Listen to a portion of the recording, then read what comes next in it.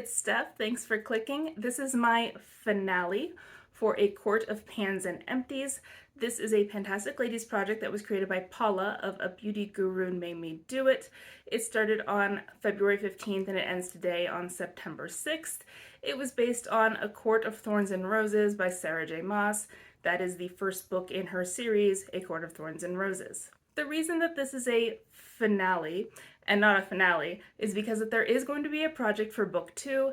That project starts on October 1st. What Paula said that she's doing is that she's taking the prompts that she's been working on for book 1 and she's continuing them into book 2, and I'm going to do the same thing. So since this is the official end of the project and a finale, I will not be rolling anything in because this project is technically over, but I am going to continue working on the prompts that I did not meet goal on. The uses I get between this finale and the intro for the next project are going to count towards my goals, and they can be rolled out at a later time. That said, I do have some goals that I've met, so I'm going to go through how I did over the last month, and we'll see what's rolling out and what I'm going to be bringing into book 2 with me. Since the intro, I have been working on Nesta Archeron. She's the oldest sister, and because of her fiery temper, she is something with flames or something that is red, orange, and yellow. And I picked this Fenty Beauty Gloss Bomb Heat in the shade Cherry Wild. My goal was just to use this 10 times. At the last update, I had 8 of those uses, and over the last month, I used it once. So I'm at 9, I still have 1 use to go, and am I wearing this today?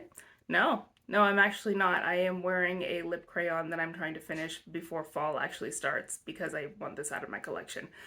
But this is still actually going to be in the project as it picks up in book 2.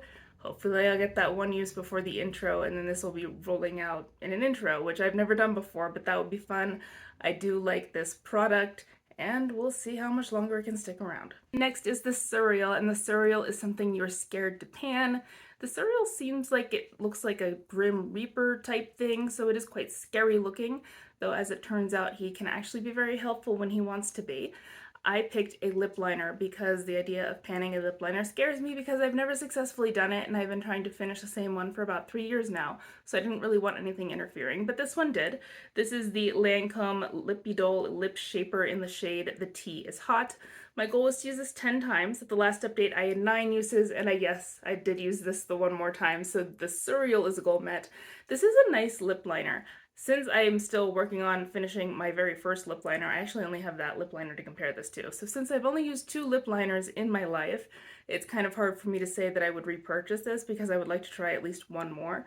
I do like this better than the Maybelline one. It is definitely a better formula than that one. It goes on creamy, but it dries down and doesn't move, which is fabulous. I am hoping that I can find something similar that's not Lancome prices, but I do really like this a lot. Then there's, of course, Feyre. She is our narrator and protagonist for the first 3 books anyway. And since she died as a human and then was resurrected as Fae, she's a resurrection product, so something that you had a previous project and did not finish. This is a black eyeliner that would go in a project pan roast if I did one, because I was working on this for most of last year and didn't finish it. And in this project, I have used this 27 times, and that is 27 times without sharpening it, because I couldn't have sharpened it again, but it is gone. It is now scraping my eye when I try to use it. I don't know if you can tell since it's black, but now we've gotten to the point where the wood is jutting up and I cannot use this. So this is a finished product and I am so excited about that. It's finally gone. Am I gonna miss it? Not really. I mean, it was a decent black eyeliner, but it's, they're a dime a dozen, so I'm not really that attached, and this is now an empty and a gourmet. Then there's Resand. He is something either navy blue or purple, and I went with something purple. This is a purple eyeliner from Cynthia Rowley. It does not have a shade name, but it's purple. Since Feyre was an eyeliner, I wanted to make Resand an eyeliner. There it is. I had 2 uses on it last time, and I've used it 3 more times for a total of 5. My goal is 10, so I'm halfway there. So Resand is not a goal met yet. I've just been kind of split between multiple colored eyeliners, and I don't wear colored eyeliner as often as my fantasy self thinks, apparently. But I do like it, and it's going to be used a few more times, I'm sure, before the intro. Then there's the Adder. We never learned the Adder's name, but he's Amarantha's kind of right-hand man. And he is a dangerous product because he's a very dangerous type of fairy. This is the Bobbi Brown Smoky Eye Mascara. Mascaras are dangerous because you can poke yourself in the eye. I have poked myself in the eye with this one, and it hurt, so I declared it to be dangerous. I am still going with this. I've had this open since February and it does still work. I honestly thought I would finish this in this project because I felt like it was getting low, but no, I'm still getting payoff with it. So I'm going to keep using it. I don't stick to a 6-month rule with mascara. I haven't actually experimented with this, though I'd like to. I've thought about trying to buy like a culture kit and try to figure this out. But I'm personally not convinced that there's really any more bacteria on this at 6 months than there was at 2 months, for instance. But that would be a cool experiment that I'd like to run. But this is not rolling out. It's not a goal met quite yet, though it should be soon, I would hope. At the last update, I brought in the prompt Fae, and Fae is something that perfects your look or makes you feel beautiful, because the Fae are always far more attractive than us lowly humans. I brought in this Urban Decay All-Nighter Vitamin C setting spray. My goal was just to use this 10 times since I didn't have all that much time, and I actually only used 4 times.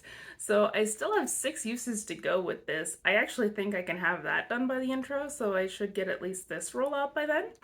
So we'll see if I do that, but it's a decent setting spray. I don't really have any complaints about it. I don't think it performs quite as well as the original all-nighter in terms of staying power, but apparently this formula isn't available anymore anyway, so it doesn't really matter, but this is still in for another 6 uses. And the last product was also, of course, rolled in last month, and that was for the prompt Tamlin. Tamlin is something you changed your mind about because Feyre changed her mind about him twice. She changed it and then changed it again. I only changed my mind about this once. It's the Cover FX Shimmer Veil in the shade Halo. While I thought this was pretty when I got an advent calendar, the idea of using a liquid shadow intimidated me because I felt like they would be messy and difficult to use, and it is really shimmery and I wasn't really sure what to do with it. I love this.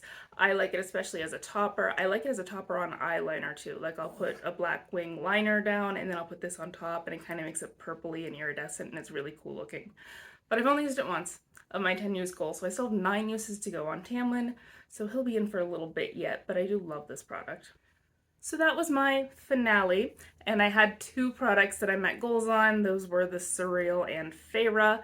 I'm really happy about that, especially since this is a finished eyeliner, which makes me really excited. And I'm also very excited for the next round. The prompts are up in the Pantastic Ladies group. I'm not going to tell you what they are yet because it doesn't start until October 1st.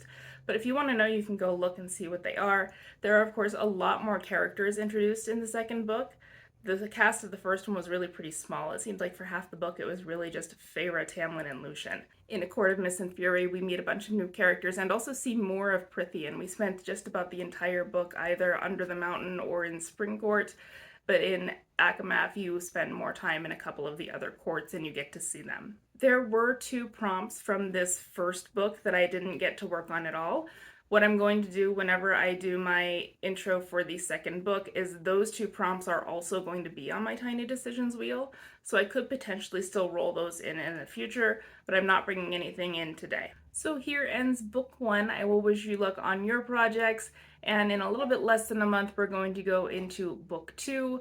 I'm not going to talk about books during this finale, but I'll include that segment probably in the book 2 part because there's more to say about some of the things that we're learning in that book too, and I will see you then. Bye.